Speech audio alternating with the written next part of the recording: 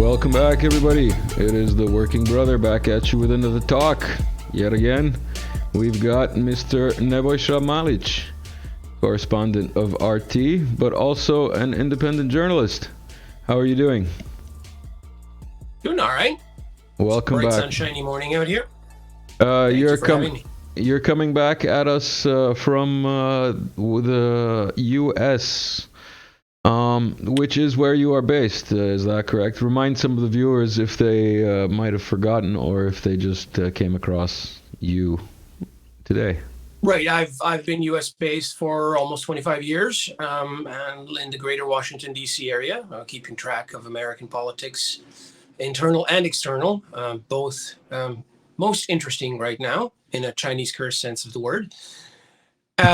And yeah, I've been working with RT for the past several years. Before that, I used to be a columnist for antiwar.com, sort of a pundit, blogger, media analyst, and all around a camera guy. All right. I wanted to talk to you considering you're U.S. based and this UN Security Council is happening. Is that correct? It is the UN Security Council, yeah? Meeting? It is. It's happening in New York, in the U.S., with the American government sort of betraying the main principle of hosting the UN by dictating who can have access and who can't. Very, very unfortunate. One of the slides that I've got lined up is something that I came across from Telegram. Oh, you can almost see the whole thing there. The Russian delegation is flying to the U.S., or was flying. It is currently already there. And the Russian media was not given visas by the U.S. That's what you were alluding to earlier. Do you want to take it away and give us your take on democracy in the U.S.? Well, sure. So basically, the Russian Foreign Minister Lavrov actually mentioned this in his opening remarks at the Security Council. Because the session that he chaired yesterday was, Monday, was about multilateralism and the UN system and rules and democracy. And he said, well, you know, our American hosts basically waited until the plane took off to say, oh, we can process the visas now. And which was clearly, you know, deliberate and cynical and a sort of typical gesture that he said they expect from the U.S. at this point. And so he told the reporters present that he hoped that they would, you know, do the job for their Russian colleagues, which is a nice gesture, but sort of a forlorn hope given the general state of the media in America. The speech itself he gave was very interesting. He basically accused the West, without naming any names, necessarily, except for the U.S., of posing the greatest danger to the UN and the UN Charter and the actual world order that's based on that charter and international law by trying to impose this rules-based order in which they make up the rules as they go along, and are essentially wrecking even their own constructs such as globalization when they judge that that endangers their hegemony. But that, you know, he stayed on the Russian position that this hegemony will inevitably cease, and that, you know, Russia is fighting for preserving the UN world order with the greater participation of all the sovereign countries involved. The rule of which law. The U.S. has no intention of respecting. The rule of law as opposed to the rules-based order. Basically. I've got a couple of clips of Lavrov at the UN. I don't know if you came across this. This is a reporter asking him some question as he's walking by, and we can hear his comment. She asked him about the grain deal, and he answers, nice dress. I mean, that's just perfect. That tells you everything you need to know about the Russian stance on U.S. media. Being in the U.S. and being banned, basically, you know, or is RT banned in the U.S. or is it less restricted? Not technically, huh? So, the company that that produce content for RT, the contract company, basically closed up shop last March and stopped operations. RT has long been taken off air during the whole height of the Russiagate hysteria. But if you open your browser and you go into like rt.com, can you get to it? Because in Europe, in some places, you can't. And in like Portugal and like some other places, I've had subscribers tell me that they can't get to like, you know, Sputnik or RT. Well, that's right, because in Europe, in the European Union specifically, because they're not the same thing, they don't actually have the First Amendment. And even if they did, they wouldn't honor it. And so early on in the conflict, they basically passed a ban on any, you know, they outright censored any news channels they disliked. Whereas in the US, there's still constitutional limitations to doing that. So the government has to resort to indirect censorship through social media networks and so on and so forth. And the censorship on Twitter recently got lifted because Elon Musk scrubbed all of the state labels. And that actually went over really well because he preceded that by labeling state media from the West, such as the BBC, NPR, and the Canadians, and they shrieked and well, they shrieked in indignation and left the platform, and then he scrubbed all the labels altogether, and now everything seems to be fine again. 69% or less government funded. This is a Canadian TV. Another clip for the viewers with ADHD. This is Lavrov isolated at the UN. The UN, you think it's going to have anything to say about what's going on in Bosnia? This next video is of Dodik talking about how there needs to be border guards around the Serbian province. Is it a province or is it a republic? It's a republic. Serb Republic, an entity, not a province, a bit higher than a province. An entity, so it's an entity. All right, within the Bosnian Federation, being ethnically originally from there. What can you tell us about what's going on? Give us a little bit of an insight as to the tensions that are rising there. All right, well, I'm assuming that your viewers are mostly familiar with what Bosnia is like, but let me give you like a 2-second rundown. So after the 4-year civil war in the 90s ended in a compromise deal, kind of sort of forced by the Americans on all sides, both major combatants, the Muslims and the Serbs, and then the Croats as the sort of involuntary ally of the Muslims that Washington forced them into. To partition Bosnia into two parts, the Serb Republic, Republika Srpska, which was going to have the 49%, a symbolic proportion of the territory, and the Federation of Muslims and Croats, which was supposed to have 51%. And they were supposed to have a symbolic central government with about a dozen elementary powers, such as foreign policy and international trade, and presented by the UN and so on and so forth. And then on top of that, they installed this international viceroy called the High Representative, appointed by this ad hoc peace implementation council, and was supposed to be ratified by the UN. And then allegedly, because we don't actually have a document saying anything to this effect, this viceroy claimed to have absolute power to dismiss elected officials, impose laws, basically a king, a dictator. And the current viceroy is a failed German agriculture minister who was never ratified by the UN. Russia doesn't recognize him as legitimate. The US and the EU pretend he is. Even the Bosnian Muslims were mad at him because he tried to actually intervene in some of their legislature in the federation to prevent obstruction of government functions by the largest Muslim party. So they were trying to protest him specifically with a sign, Schmidt, go away, OHR, stay, OHR being the Office of the High Representative. So they want the viceroy, just not this one. I remember that post of yours, yeah. It's a vibe. But the latest conflict, however, is much more serious. Basically, the Muslim and Croat leadership on the central government level is backed by the US and the EU, is trying to push this notion that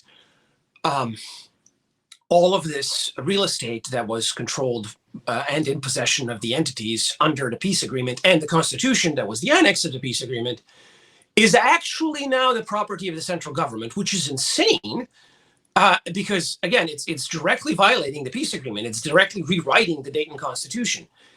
That is the only thing that's keeping the kinetic peace in that country, such as it is. And the Serbs are having none of it. They're basically saying this is illegal, this is unconstitutional. We don't care what the sham constitutional court that's, a third foreigners and 2/3 Muslims and Croats is saying. This cannot stand. It will not be. If you try to force this, we will defend our real estate. We will defend our statehood.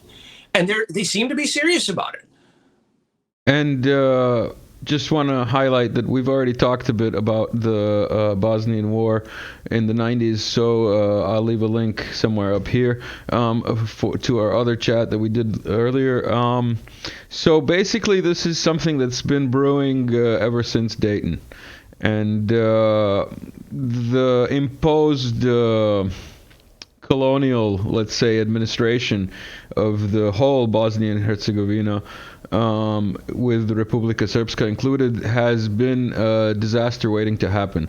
And the incremental, let's say, authoritarian European cleansing has continued.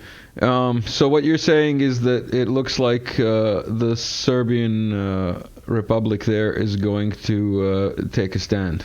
And then they're going to be called unprovoked, right? Right. It's going to be an completely unprovoked, brutal aggression. It's the same script as was used back in the 90s, the same script being used now. I mean, here's the thing, like on the same day that the Council of Europe is voting to accept the so-called fake state of Kosovo as a member, and the American embassy is declaring that the sham elections in the north, in which like 100 people voted, and all of the mayors of Serb majority counties became ethnic Albanians with like 50 votes apiece. They were perfectly legitimate and everything was fine, and this is democracy. And then the American embassy in Sarajevo is saying, "Oh, well, Bosnian Serbs are against democracy and peace." And, Bosnia's territorial integrity is paramount. What territorial integrity are you talking about? You're violating the treaty that you wrote. I was just going to ask, what exactly territorial integrity are the Americans trying to defend there? Like, whose territorial integrity?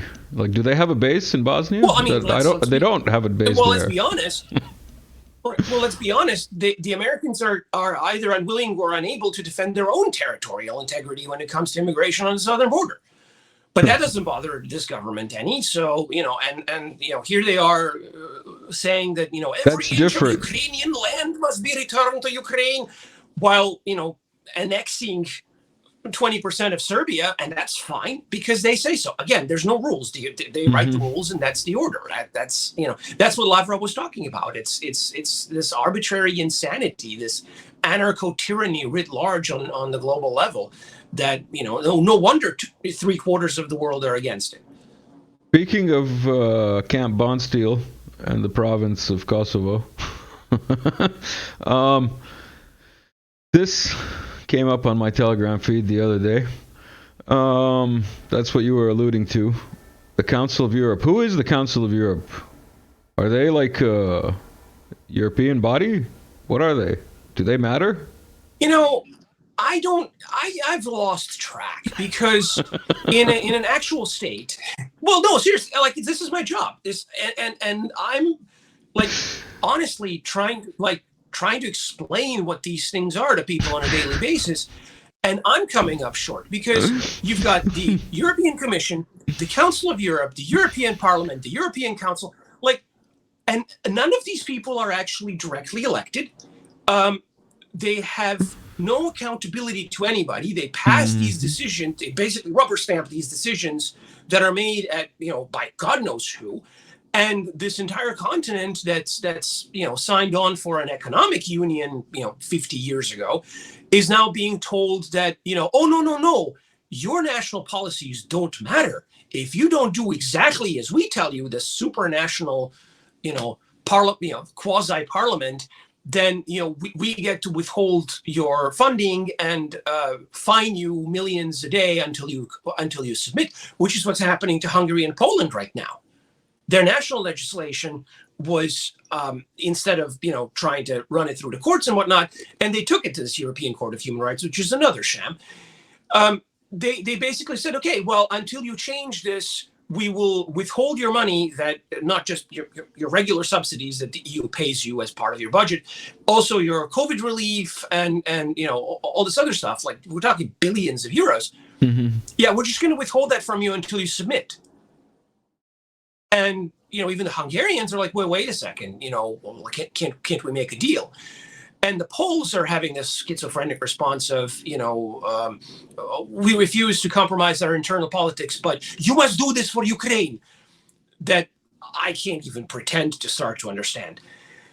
But this is how the EU runs, and they call this democracy, and it's not democracy. That idiot Spaniard who can't string a sentence together, that's their foreign policy commissar, keeps talking about the EU being a well-tended garden that's supposed to keep out the jungle from the outside. Well, first of all, they're not, because if they really believed that, they would keep out the immigrants, but they don't. Yeah. And they punish countries like Hungary that do. Mm-hmm. But secondly, what kind of garden? I mean, if this is a garden, it's one of those badly neglected ones, overgrown by weeds and aggressive poisonous plants and bugs and whatnot and wild animals. This is how it functions in practice. In the Victorian era, it was cool to have a garden with like poisonous plants and those like bug-eating plants and all like weird things. There's documentaries you can find of like people who still keep those kind of gardens in England. So maybe that's the kind of garden Borrell was talking about. Well, I mean, who knows? But the irony here is that the British left. Yeah.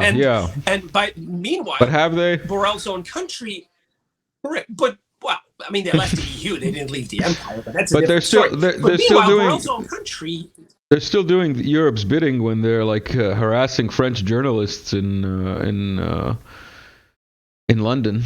Did you hear about that journalist guy? Well, it's not Europe's bidding, that's the Empire's bidding, but yeah. Well, yeah. Europe, the Empire, Fourth Reich. It's all one thing. Comedy show. But any resemblance to reality is purely coincidental. Like, share, subscribe. What were you going to say?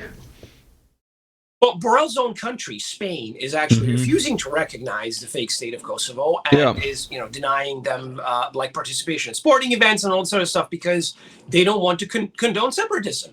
Mm-hmm. And they have the issue of Catalonia to deal with, which a few years ago I actually coherently put together the whole string of events that led to the Catalonian separatism being manifested at the time that it was, because of, in part, of the Kosovo crisis. And yet, there's nobody to tell Borrell, hey, dude, stop. Your own country is against this. Why are you doing this? Who do you even represent? And that's actually proof that he doesn't represent his own country, that this whole Brussels bureaucracy is not representative of anybody. These are the transnational, I believe one American author called them transnational progressivists back in the day. Now, 2012 seems like a different country at this point.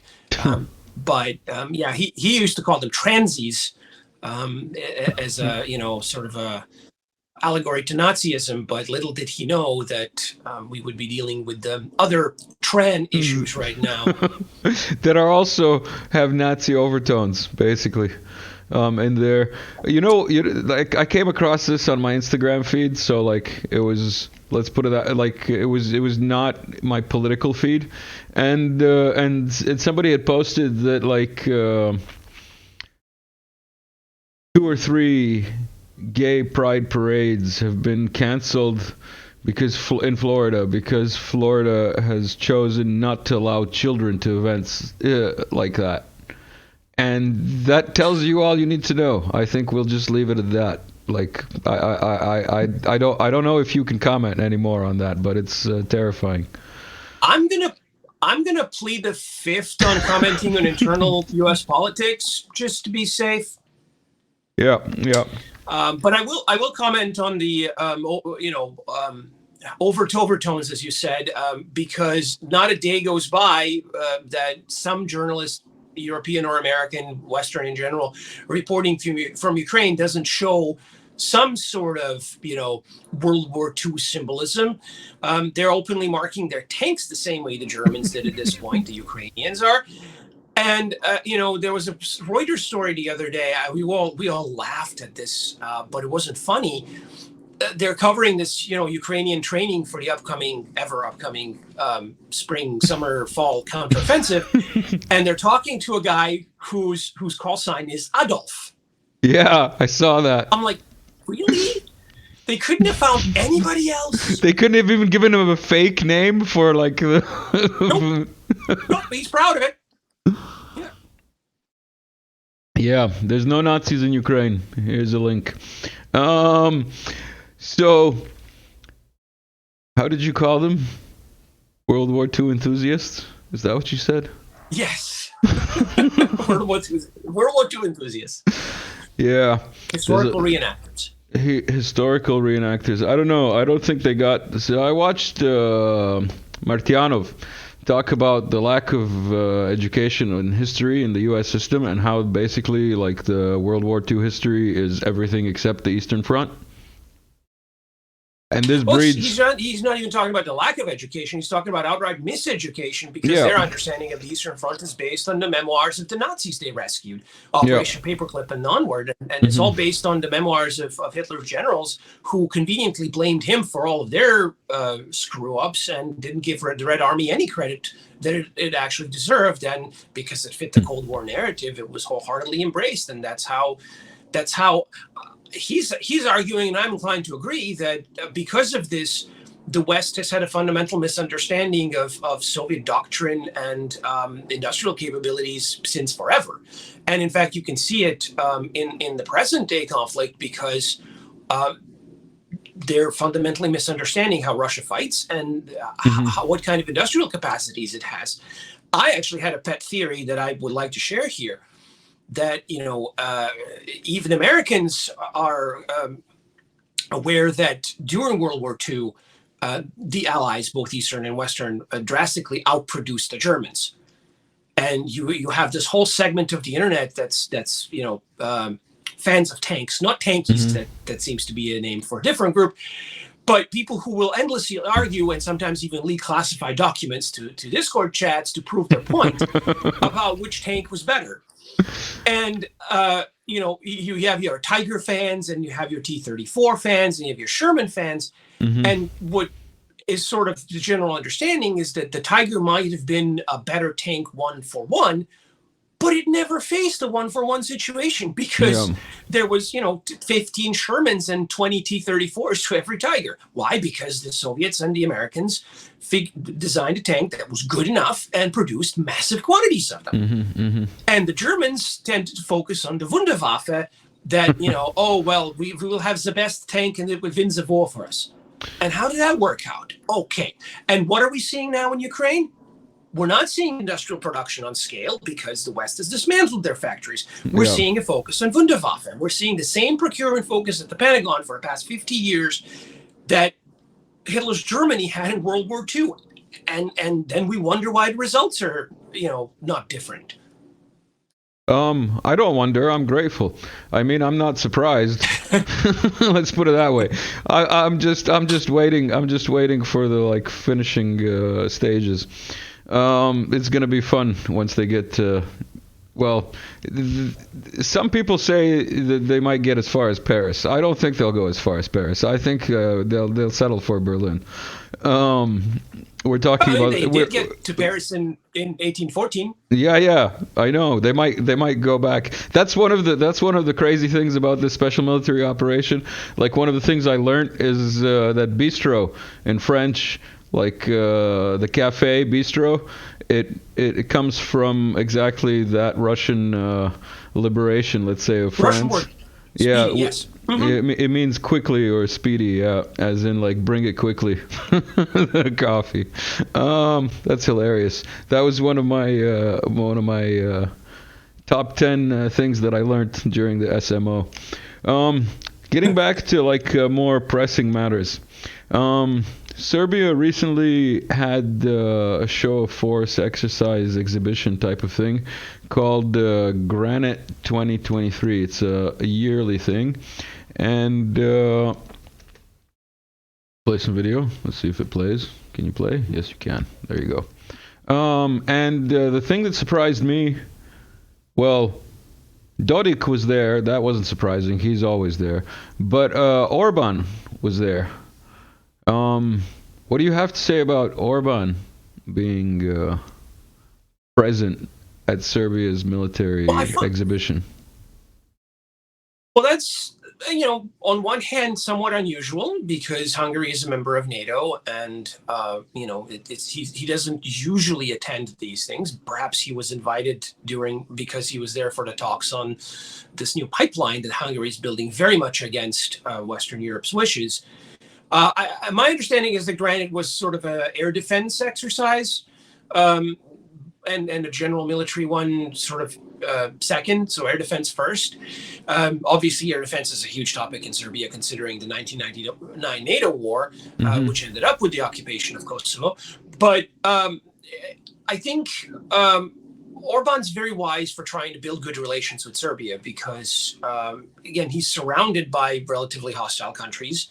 That create him all sorts of problems, and he's all about trade and prosperity and development, and he's one of the rare voices of restraint and reason in the EU when it comes to the conflict in Ukraine. And as I mentioned, Brussels has repaid him by trying to blackmail him by withholding funds.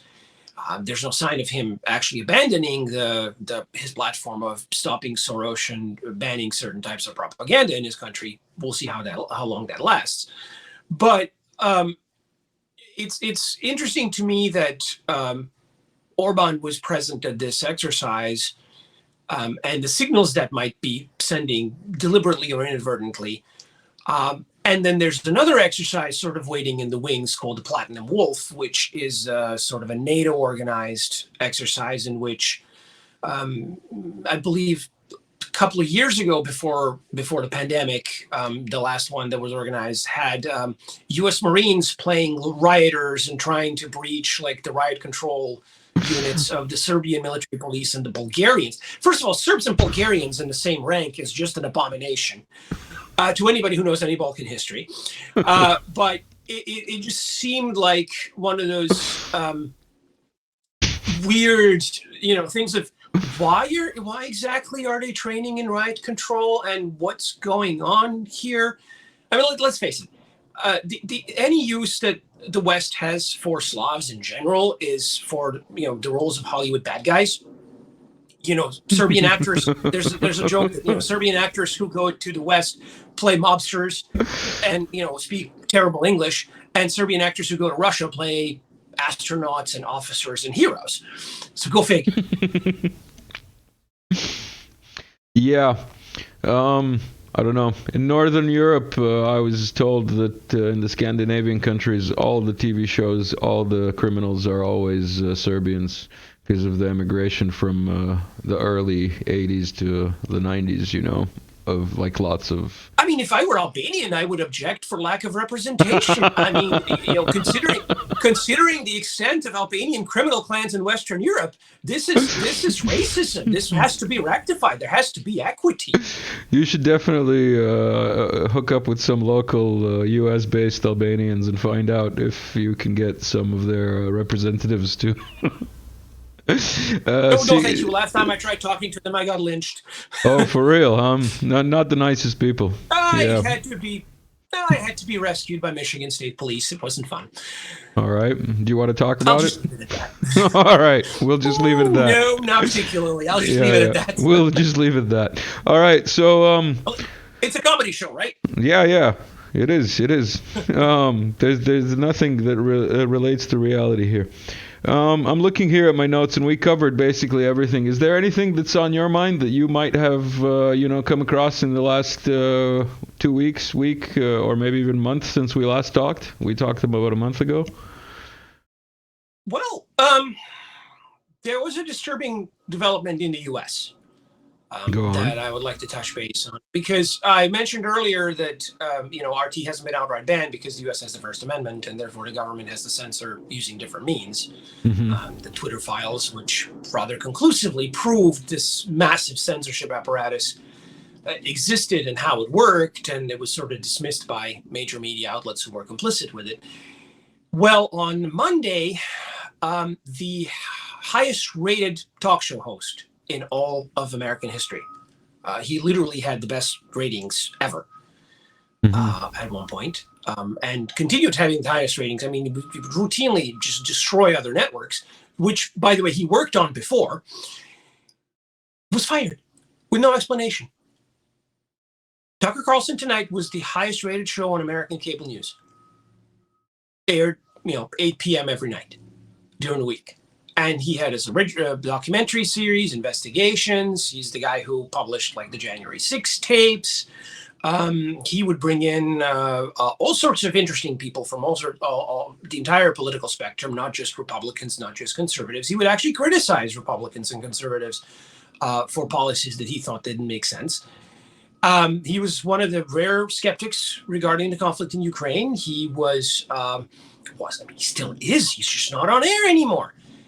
And there's various rumors about this. I haven't heard any official explanation from either him or Fox News, but he had a show on Friday. He said we'd be back on Monday. He had just announced a new series of documentaries. And over the weekend, there was a speech that he gave at the Heritage Foundation that went viral. And then on Sunday, I believe, this Democrat congresswoman from New York, who he is mocked as vapid and fake repeatedly, in a polite manner, mind you, went on MSNBC on a rival network on a show hosted by the former White House press secretary, because MSNBC is totally not a regime media company, and basically said the that redhead, he should be fired and Fox News should be banned. The redhead? And whatever her name is? 48 hours later, it happens. That's the redhead? Was that her 6th episode? The former spokesperson? Psaki's, yeah.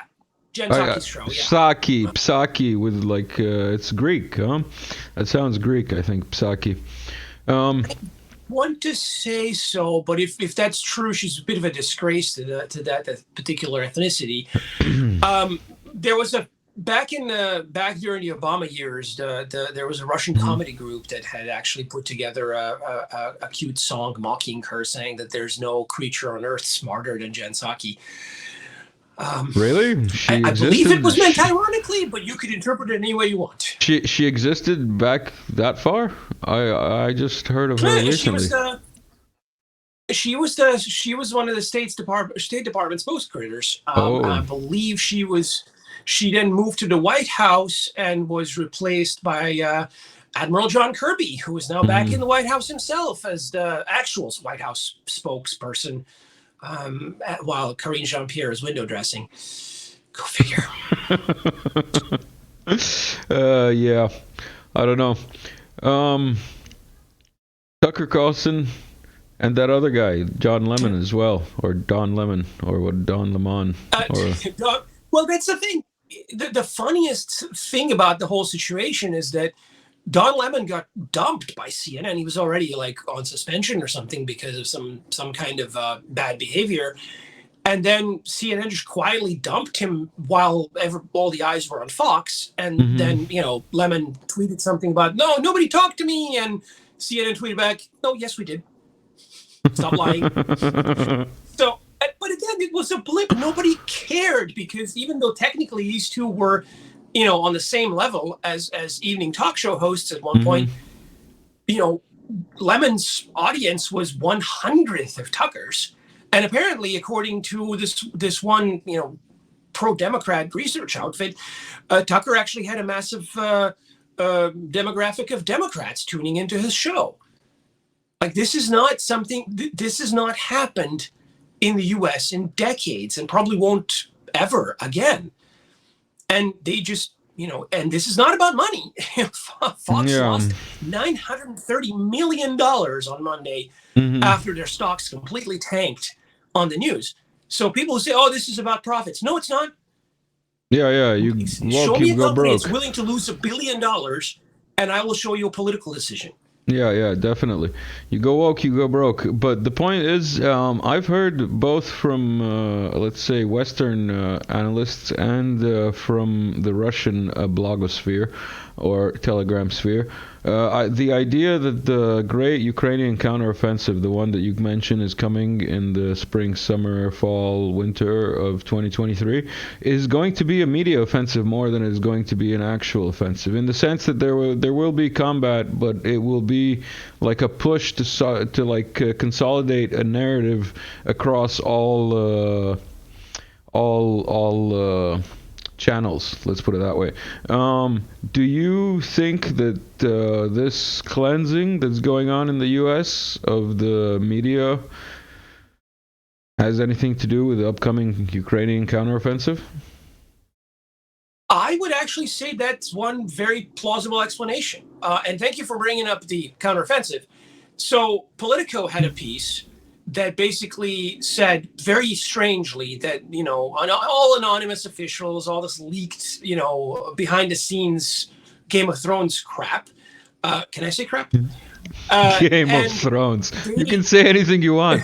Like, we've got less than 1,000 subscribers, so like we're like way below the radar. Everybody like, share, and subscribe. But no, seriously, you can say crap. You can say whatever the hell you want. So all of this, all of this cloak and dagger stuff, and they're leaking it to the public. So obviously it's a psyop.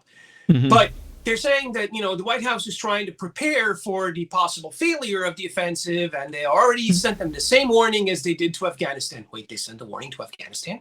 They did. No, I thought they publicly believed that Ashraf Ghani's government is going to hold on forever. Oh, no, that was that was 72 hours before it fell. But like 12 hours before it fell, they gave them a warning. No, seriously. Like in Afghanistan, they sent a warning about like 12 or 14 or something like that, ridiculous hours before it fell. Hey, Ashraf, you might want to pay attention to the Taliban. We heard it might be a problem. Sir, they're already here. I'm leaving for Dubai. Basically, that's how it went. The true story. Yeah. So, but you've got this piece in which you're basically trying to manage expectations. And I'm thinking, okay, this is either a psyop to convince the Russians that the Ukrainians are a paper tiger, and so they get surprised when the offensive eventually happens, which is stupid because the Russians have their own intelligence and they don't really, get their information about the U.S. from tabloids. But I think it's more of a psyop of the American public to try to manage their expectations because they've been psyched up into this great Ukrainian offensive. And now that you mention it, one of Martyanov's famous lines is, if you can't win a real war, you can win an imaginary one. And this is effectively what, this whole Ukraine conflict has been from the Western perspective for the past year and a half. They keep stringing these incredible imaginary victories, but on the field, they're getting slaughtered.